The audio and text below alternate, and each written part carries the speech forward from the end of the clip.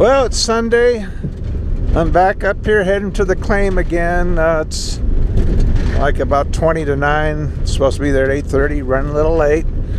But yeah, I can just, I can't stay the whole time with everybody today. I probably stay 2.5 hours, and then I got to get moving. It's a long drive home. But find a little more gold and just enjoy the place. That's what it's all about. Being outside in nature and enjoying it. It's going to be a cloudy day today. A little cloud covering doesn't hurt. Might be a little windy too. Right now it's not. All right, let's go see what's going to happen. A little post up there is another corner of the Aces and Eights claim. Really interesting mineralization around here, isn't it? Really pretty, actually. Yeah, this is part of that Aces and Eights claim right here.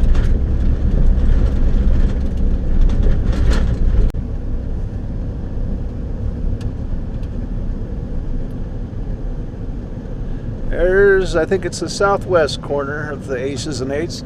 And then again, claim I'm going to is right up here. Up against below that hill there. I see Steve's Hummer up there, so they're here. Not sure if Jeff's going to be here this morning. He might be. He's got that Gold Prospector Space Radio today, so he's got to be on that. But that's not till 4. This road is pretty good except for one area right here that's real soft. I tried to drive up it, but I couldn't. I guess if I got up my shovel, filled it in, I could make it. But I'll just walk up there like I've been doing.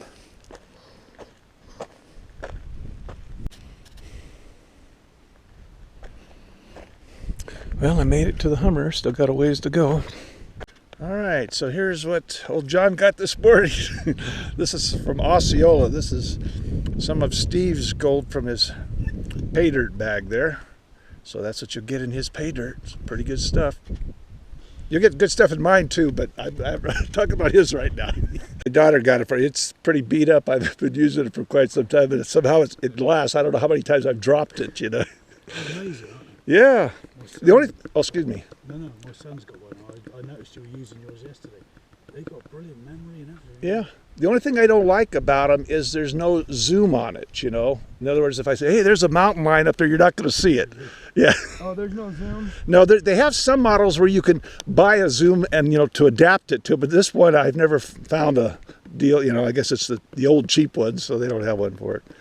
And yesterday, I didn't have the connector to charge it with me, so it kept, every time I start to take a picture, it would start dying on me.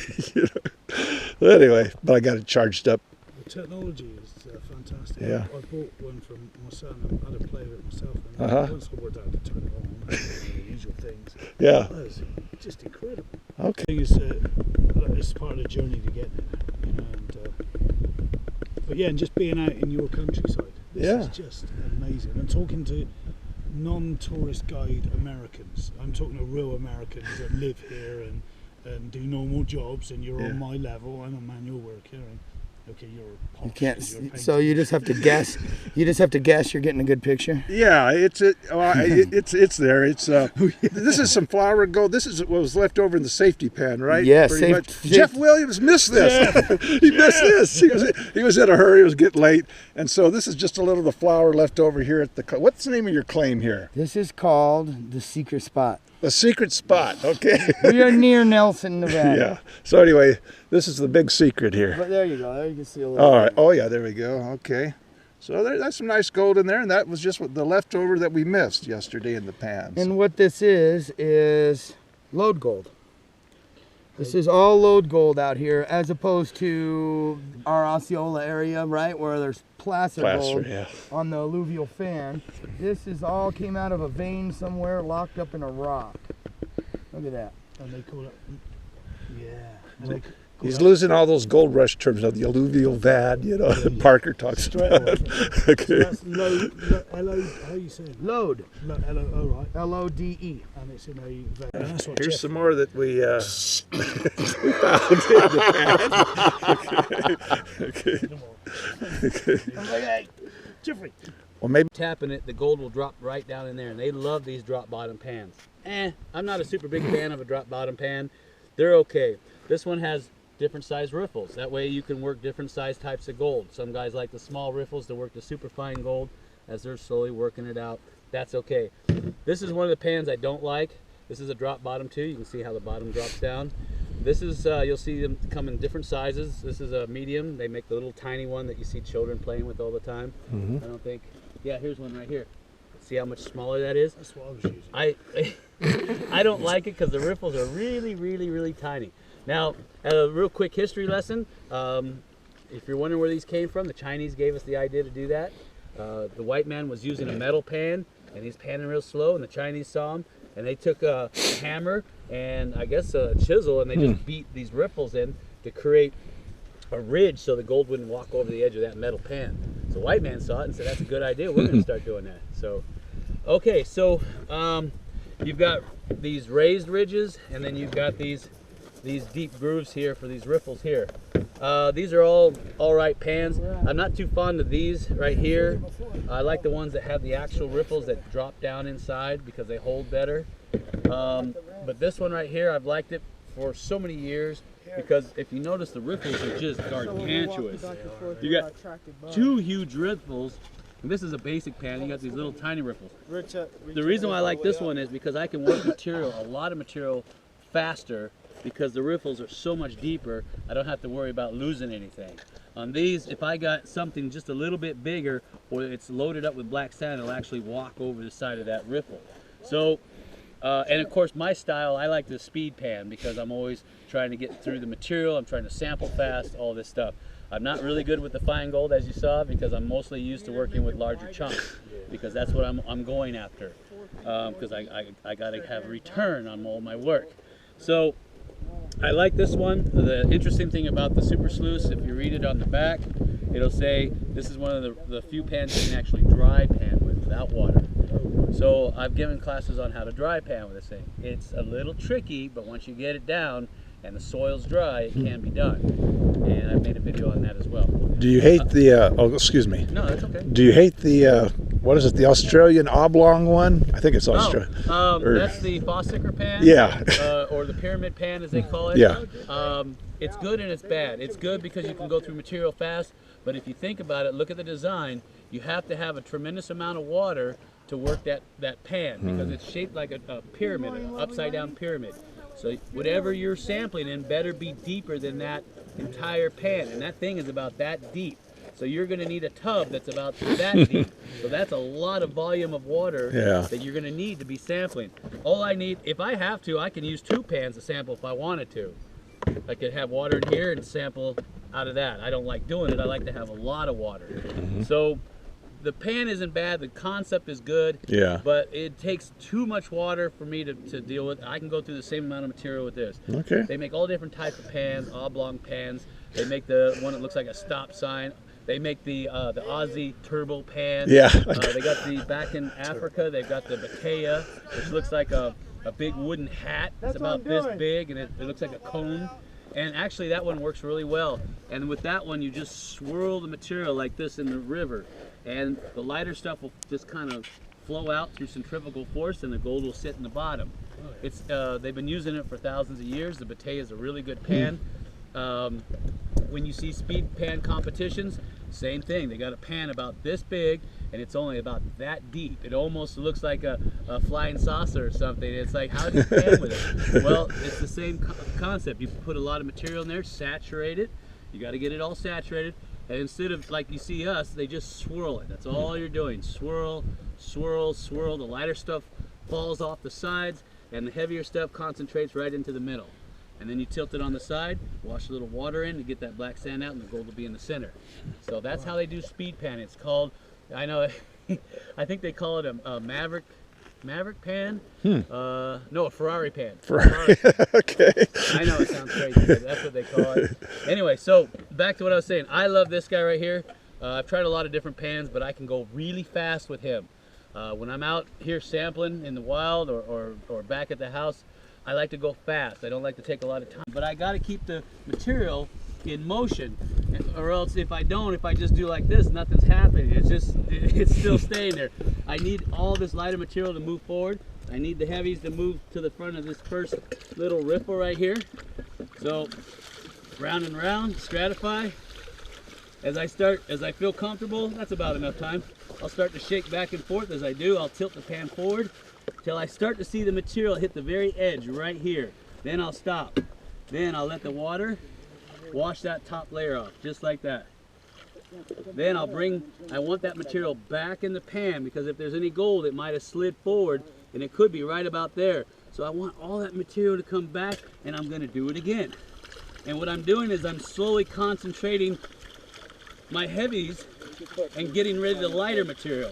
And that's all placer mining is you're just classifying your material, and you're concentrating your heavies and getting rid of anything of no value. Around and round, side to side, tilt forward until you start to see some of this material get right about there. And then you, like an ocean wave, you just let it slowly wash that material out. And of course there's other styles. Some people like to rock it back and forth, and like I said, I tried different things. For me, everybody's got their own style, and it's what works best for you. Bring this material back in the pan, round and round, side to side, tilt forward, wash out about 3 or 4 times. And what you're doing is you're trying to concentrate the heavies, whatever heavies might be in there, magnetite, hematite, whatever, garnets, pieces of gold hopefully. You're trying to concentrate those down into these riffles. That's why you'll see me shaking back and forth, because if I got any little gold on the top there, any movement, any shaking will create that enough liquefaction for that gold to drop to the bottom and stratify to the bottom. So once again, side to side, and then when I get down to where that I can almost hold my pan almost straight up and down, and to where you see that material fills that first riffle. I'm not really concerned about the second riffle. I never look at the second riffle. I always focus on this first riffle. That's just secondary. If I have any gold, and if I've done what I'm supposed to do right, that gold is supposed to be right underneath this dirt in here. See my point? Yeah. So that's about as far down as I like to get with that much material. I don't like to go too much further because I can start to lose gold. So then what I'll do is make sure I can almost get that pan straight up and down, and then I'll get some water in there. Some people like to use clean water when they're working out in the with these tubs out here when they're sampling, because they can't see the gold in dirty water. But sometimes you got to work with what you got. So then, to ensure, because I washed everything back down, because I had some up here in the second riffle, to ensure that that gold stays in the bottom, because now I have to get rid of this lighter material right here, to ensure that whatever gold might be in there, fine or what have you, I'll tap it about 5 or 7 times. You'll see me 1, 2, 3, 4, 5, 6, 7. As I'm hitting it, the gold will, it'll actually walk all the way down into the crease, whatever gold it is, even if it's 20, 30 mesh, it'll walk all the way down. So now I know that if I got any gold, it's going to be in this crease right here. And like I said, on these other pans, they have a drop bottom pan. Yeah. Some guys like that because the gold stays in that drop bottom. It's all a matter of preference. So then the last step is you take what water you have left in your pan, and you're going to swirl. And by swirling, you're washing this lighter blonde sand off, the flow sand as I call it, and what's left behind is your heavies, your black sands. And of course, black sands, it looks like I got some gold in there too. Yeah, right there. Yeah. Mm-hmm. Oh, wow. Right there, see those little pieces right there? See the gold? You might have to get close. There's one there, there's one there. And it looks like I got some pyrites in there too, which doesn't surprise me. So, then what you're going to do is you're going to get your jeweler's loop out, and you're going to expect to see what you got. I got all kinds of little pieces of gold in there. And then you can do the blueberry bump, or the Alabama bump, however you want to call it. And by tapping this here with your hand, what you're doing is, in effect, you're shaking the pan this way, and the gold, as it shakes, the pan will move, but the gold is so heavy it'll stay there. So when the pan goes back, it'll go shake, up, shake, up, and that's how it's moving that gold up. So it looks like it's walking up, but it's so heavy it's kind of staying there. So when you hit the pan once, the pan slides, but the gold stays there. It happens so fast you can't see it. Tap, tap, tap, you'll see the gold go doot, doot, doot. You think it's walking, but it's actually staying still. So you tap, tap, tap, and you get the gold and all the other heavies to walk to the top. And you can see, if I wanted to, if I kept tapping, this is pieces of gold right there, I could literally make them walk all the way to the top of here if I wanted to. And by doing so, I've just now created a fine line to where I actually can inspect it. Now, if I want, I can gently try to use that water to wash away whatever black sand I got. But of course, your fines are going to move with it too.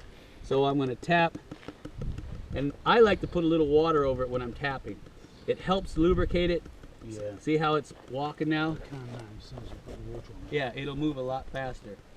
And then now they're all up there in the crease. Some guys try to do it dry. I go, nope, you got to have water on it. So there's all my material. I got a piece there, there, and there, and there. So I'll put a little water in there. I'll tap. And there's your gold line right there. See those little pieces of gold right up in there? Isn't that pretty? And you can see where the really super fine started to walk up the ridge. Oh, I just washed away, dang it. That's what you got to be careful when you're working, when you're sampling, because you'll be all excited and you'll forget about this water. And there's been times where I'm doing this and I'll pour the water on in front of me. So that's why I always like to do a side shot so I don't get wet, or I'll just dump the water out. Or I'll, hey, look at this, and I'll swirl the water and it'll mess it all up. But that's all gold in there. It's super fine. You can see it all in there. Yeah. And of course, you know the gold. Where's the, you can't get it in your pan. It's like, hey, I can't get it in there. But if I put it on the end, I can actually just poke it in there. So I'll put the water over the top. I'll run this over it. It'll pull my magnetics up. And then what's left behind, you can see now, is I've got nothing but little itty bitty bitty tiny pieces. There's a couple nice chunks right there of gold for sampling. That's not bad. See what I mean? Yeah. And then you'll take your jeweler's loupe and you'll inspect it to make sure. Jeweler's loupe's in the truck. You'll inspect it to see, okay, is the gold rough? Is it smooth? If it's rough, I know I'm close to the source. If it's smooth, that means it's traveled a long ways. Exactly. And you'll need the information, because when you're sampling, you go to your next sample hole, and if the gold gets bigger or rougher or smoother, it tells you volumes of information. If it's guys, what they'll do, who've done this long enough, is instead of digging a pit, pits are good if you want to do a quick sample. But if you want to know where your pay streaks are, the trick to that is you do what's called trenching. So you're going to dig a trench across here, and then you're going to sample every maybe foot to 2 feet. I know it sounds meticulous, but trust me, if you get on the pay streak, you just cut off all this wasted material that you don't need to dig and all that wasted time.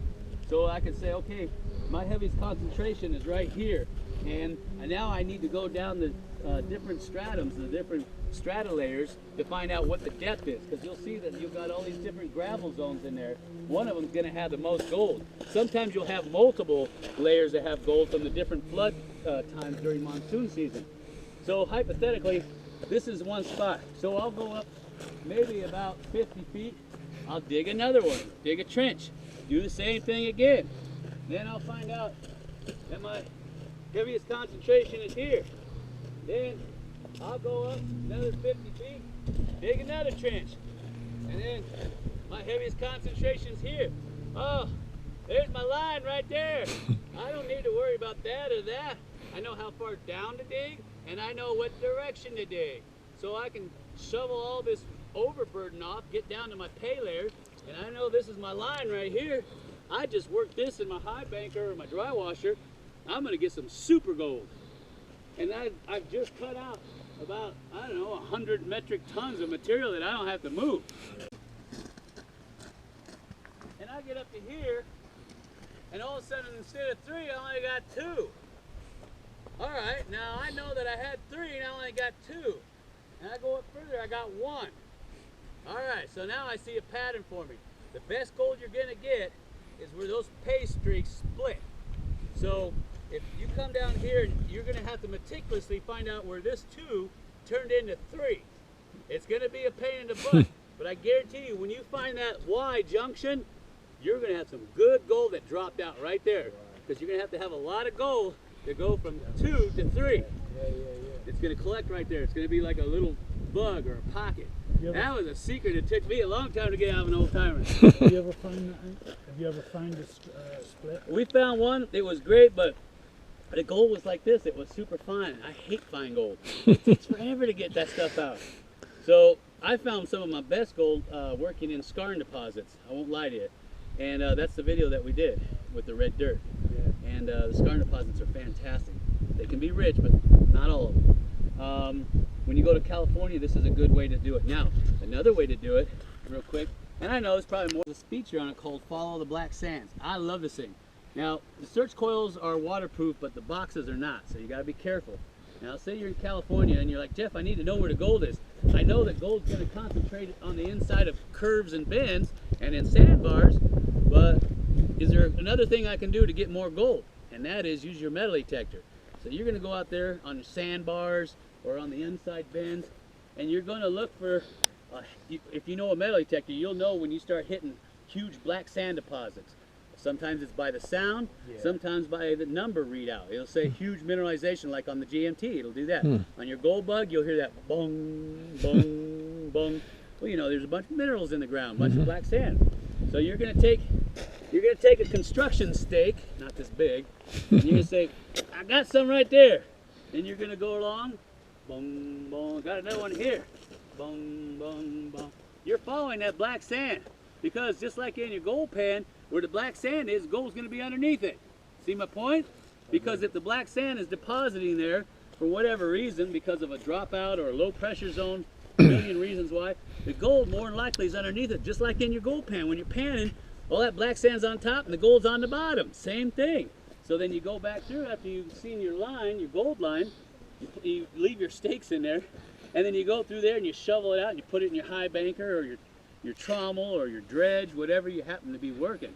And that's the secret to getting good gold when you're in the rivers and stuff like that. A lot of people ain't gonna tell you that. So that's just like 2 of my secrets. I got tons of them that the old timers used to teach me before they moved on or passed away. You ready for the rest of them? Yeah, no. You'll wait till he'll wait till May. I'm taking them back to Britain. So, where they're no good. Okay. All right. So here's what we're gonna do. I'm gonna load up a pan of some of this flow sand. Flow sand's easy to pan because it's really small stuff. And I want you to give it a shot, okay? Called the strata layer, or strata zone. So this is a stratum, this is a stratum, this is a stratum. You can actually see where the lines are. Yeah. You can see the line here. See this light flow sand there, and then there's this line, and then there's this gravelly, chunky section here. Yeah. And then it goes back to this flow sand. Each one of these is a gravel zone. And I always tell people when you're panning, especially in California, because the system there is different because of watershed and mesothermal deposits.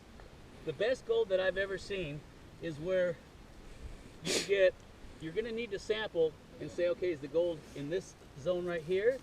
I don't know. Is the gold in this one? Is the gold in this one? Is the gold in this? So you need to first find out where the gold is hiding at. Now, what's going to happen is the gold is going to more than likely going to want to sit on something really hard. It can't get past an impervious zone like clays or caliche or hard pan or hard pack. Now, hypothetically, say we're in California and I dug this big old stinking hole. Well, I noticed that this is pretty darn tough stuff. This is a thick layer of something. I don't know if it's caliche, hard pan, hard pack. Hard pan, hard pack, same thing. It's just basically gravels that's been there for a long time. And they've almost cemented together. And that's pretty darn hard. I don't think gold's going to go down past that. So what I'm going to do, the rule of thumb is check your contact zones. If there's gold, it's going to be at the contact zone. It's not going to be in the body of the gravel. It's going to be where the gravels meet another layer.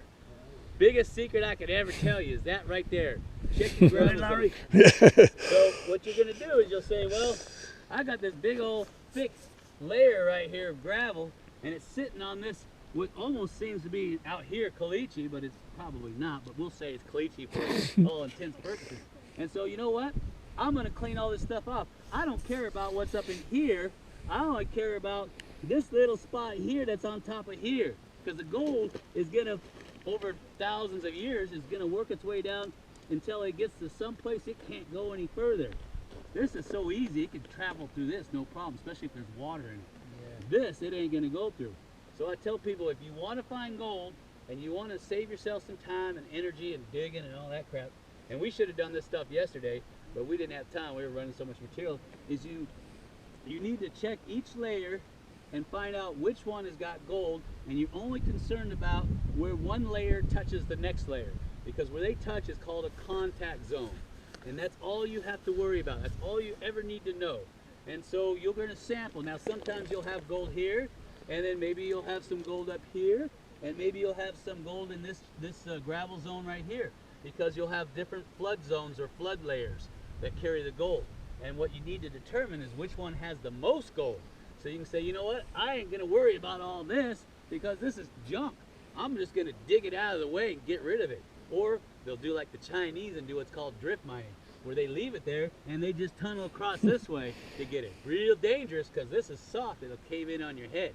Now what they would do to keep it from caving in, they were smart.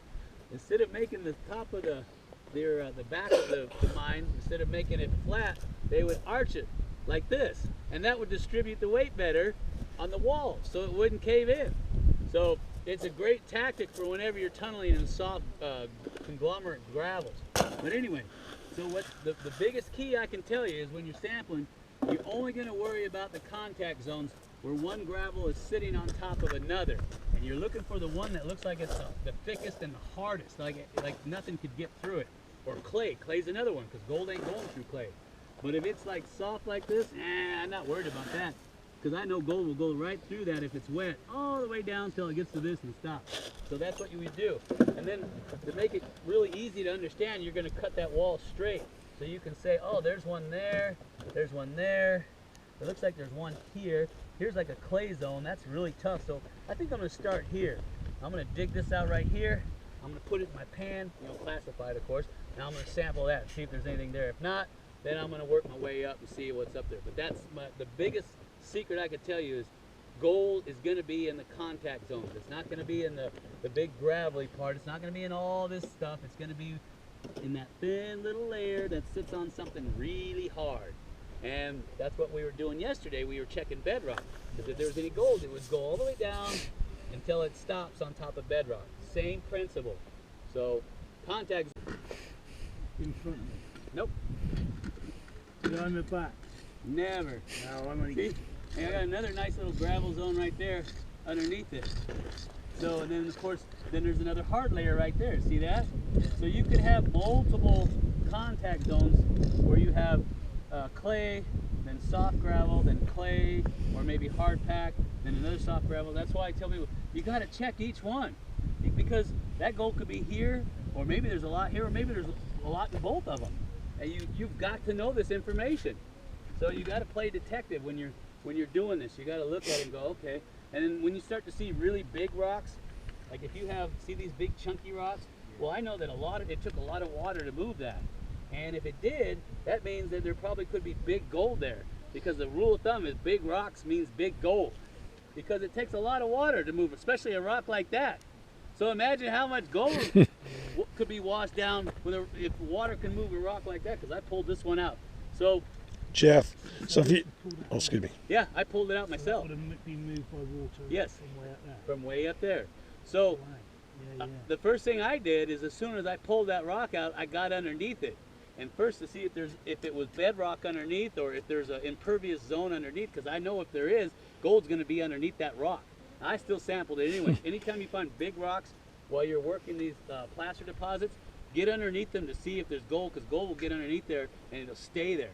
Because as the water's washing that big rock down, the gold will get trapped underneath it, stay there, and then the rest of that flow sand will pack on top, boom, boom, boom, boom, boom, boom. Yeah, it's Hey Jeff, if you were in California, would you be watching for the big rounded rocks? Yes, and I know Larry, he's baiting the question. So, the best, I like that. So, as a defense attorney, what do you think? So, like he said, when you're out in the placer fields of California, or anywhere actually, Osceola is another good point. You want to look at the structure of the rock. Yeah. And what I mean by that is, these rocks are all angular. This is angular. They got sharp, rough edges on them all over the place. And this one's a little bit rounded, but it's still, for the most, intensive purposes, it still has angular texture to it. What I would like to see when I'm looking for good placer gravels is round rocks, river rocks. Because if I see round, smooth rocks, that means I'm standing on an old river channel. And it could be an old tertiary channel from millions of years ago. And that's got the super gold in it. That's the one you want. So I tell people when you're out digging around, if you start stumbling, you're digging and you're like, oh crap, I see big round boulders. Oh dude, get to the bottom of them. Because wherever they're sitting on top of, that contact zone where the big boulders are on, that little layer is going to have tons of gold. So rounded rock is the key. You don't want rough angular rock, you want round rock. And this is rough angular. Yeah, this is all rough. It's broken off of these hills and it's only washed a little ways. The water really hasn't done much to it. I'm not really too concerned about it. But in California, you start digging down and you see this, and it's like, yeah. All of a sudden, boom, you got these big round boulders. Oh my God, you got to get underneath them because the gold will be right up underneath it. And then before I get too far along, I got to tell them about tertiary channels. Tertiary channels is what every miner dreams of. Now, tertiary is a word that represents a time period in the world's evolution, if you will. It was, you have Jurassic, Triassic, Cambrian, Precambrian, Cretaceous, all these different time periods. Tertiary was a time period between 65 and 6 million years ago. It was a long span. And it's known well for its volcanic activity. We had tons and tons of volcanic flow during the tertiary age. Well, the interesting thing is, prior to that, we had rivers all over the place that had a lot of gold in them, for whatever reason. Well, when the volcanic activities came, for whatever reason, during the tertiary period, it covered all these rivers up with volcanic material and sealed those rivers shut. And then, of course, then you had more sedimentary on that and so on and so forth. Well, I tell people, if you can get down to those old tertiary channels that have been sealed up for millions of years, nobody's ever touched those. That's where your good gold is. Tertiary. Now, with that information, this is all going to make sense now. Now go fast forward to the gold rush of 1849 in California. You've seen those guys with the big water hoses, the monitors, and they're washing down the hillside getting the gold, right? And you're thinking, what the heck? They're washing out the old tertiary zones. Now, all that yellowish dirt that's on top, that is from volcanic ash from the tertiary time period. They're washing it all the way so they can get down to those gravels. Those gravels have been in the ground so long, they've actually taken on a blue color. So they call it the blue lead. When you see it, you're going to have gold like you've never seen before in your life. Really? So they'll wash all those hills down just to get to that river gravel, and it's been in there so long, it's compacted, and sometimes they had to use dynamite to get it out because it's even though it's round river rock and it's kind of a bluish color, the clay holding it together, super hard stuff. They'd blow it out with those giant monitors, and then they would wash it in these huge monstrous sluice boxes, and then at the end of the week they'd go through and clean out the sluice box and get tons of gold. So what guys do today is they go up in these old pits and they go looking around for what's left of the sluice box, see if they can find any gold left in them, or metal detect in the cracks and crevices of the old bedrock that was washed, clean, because there's still going to be gold in there. The old timers didn't care about little nuggets like this; they wanted the big stuff, because remember, it's 20 bucks an ounce, and they want the big stuff. They want to get in, get as much as they can, and move on to the next spot. That's why they call it a gold rush. Today, $1,000 an ounce, we can take our time. We live not far. Our lives don't depend on this. So tertiary channels, you find one of those, oh man, you got yourself some gold. So what a lot of guys would do is they would try to tunnel down. Alaska's another example. They had a lot of lava flows. They would tunnel down until they got down to the bedrock, and they'd have the old tertiary channel sitting on top of that bedrock, and then they would drift along the bedrock and clean the gold out from those channels. Really? Very dangerous because it's just basically hard packed gravel. It could collapse at any time. So that was very dangerous, but they got a lot of gold, hundreds of thousands of ounces that way. But it's extremely dangerous. But that's just something that flow sand is. That's nothing. And I don't think there's going to be hardly any gold in there, but I'll get it anyway just in case. And then you got this harder stuff right here. Now, if I'm forgetting something, Larry, you got to remind me. Oh yeah. Okay. That's all right. I'm going to walk you through it. So, first thing you do is, wait. A little bit more water. First thing I like to do, get your hands on there. I'm going to help walk you through it. You're going to circulate that material around and around. And you're stratifying it. Yep. Okay, and that's about enough. And then you're going to start to shake back and forth. As you do, you're going to tilt forward until you see that material get right about to the edge. Then you're going to stop, and then you're going to gently wash that material out. I thought it will move and stratify. And then you're going to bring that material back in the can, round and around. Then you're going to shake back and forth right to the edge, and then you're going to wash out.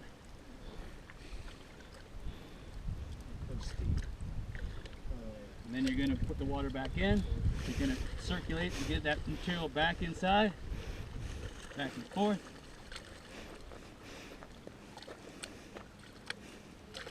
Not so heavy. You look like you're fighting over a gold pan with Slim or something here. Let me get that rock out of there. Look at that rock out there. That's a big rock in there. Round and round. Okay, now you're going to be a little bit more gentle with it because you're getting close to the... Okay, that should be enough. Now you're going to get that material in the pan. You're going to tap it a couple times, left or right, doesn't matter. There you go. And then you're going to gently swirl that material around like such. And what you're doing is you're washing that lighter material off. See what I mean? Yeah. Found a great car, but it might be sold by next week. Just so much more room. I'd look for another one just in case. Whoa! And what you got? Is that? And you got yourself a gold nugget, my friend. Where did that come from? Did that come from there? It's yours. You just found yourself a gold nugget. Yeah, that's nice.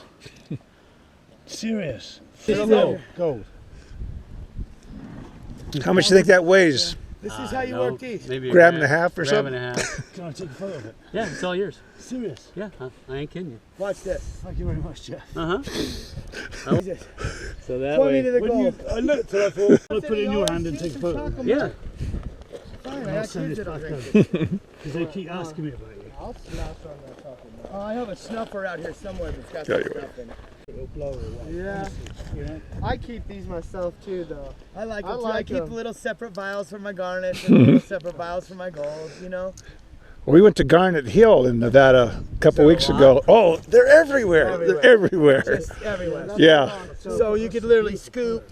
Well, I mean, we had to do a little digging, and then I sat in a pile where people had already dug it. I just sat there. Then pretty soon your eyes start tuning in. You could see them in the host rock. You know, these big old. And they got all this. Like if I went out there for a day, can I fill a 5-gallon bucket with garnets? I think so. Well, you could fill it with the host rock and the garnet, but not garnets. Well, the reason I ask is because I like to put the garnets in my pay dirt, and I'm about to get out from underneath Dick Thomas and do my own pay dirt. You know? Okay. I make twice as much. Yeah, we didn't find that many free garnets. They were They're all locked pretty up. much You locked. had to knock them out of a rock. Well, you could see them in the rock, and you could try to knock them out. But I wanted to get a shot of him coming down that hill. Yeah. Might be millions. I wouldn't have seen daylight for thousands of years. You're the first person almost the first. See how it stays there no matter what I do? So when you're walking it, walking and talking. watch the gold. See it walking? Yeah. It walked all the way up to the side. Can I do that? Yeah, you can do. It's yours. You can do whatever you want. Thank you very much, gentlemen. Okay. I'm, All right. I'm Hi, 35. I love you so much. emotional. There it goes. So what we're gonna do is, I hope I can catch that emotion on film. Walking the dog. Walking it down. I think you call it walking the gold. Look at that. He got himself a nice juicy nugget. The blueberry Come bottom. on in here. Take a look at this. Look at that, gents. People back in Britain. Get that sunlight on there. Woo wee. Now put your finger in there so people can see a reference, because they like to see references. There you go. Look at that. You make a tooth out of that. That's the real deal. That's the real deal, baby. Here, let's do this right here. Britain. Here we go. This one's coming back to Britain. Get you in the sunlight. There you go. Sunlight, Because gold likes to follow the sun. That way, because people like to see size comparison. See.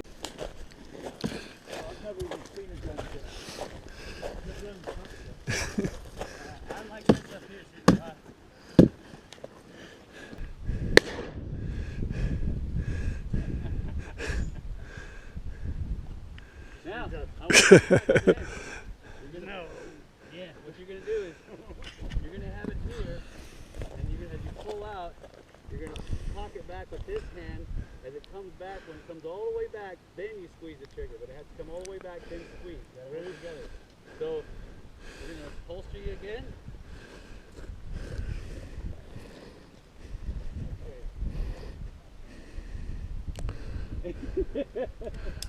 Oh, you're getting it though.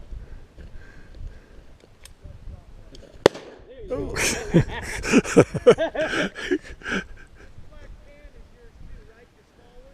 No, I don't have a black pan. Oh, the tub, yeah. Okay, you got one small black tub and a 20 mesh green plastic pipe. Bingo. Do you want to do one more?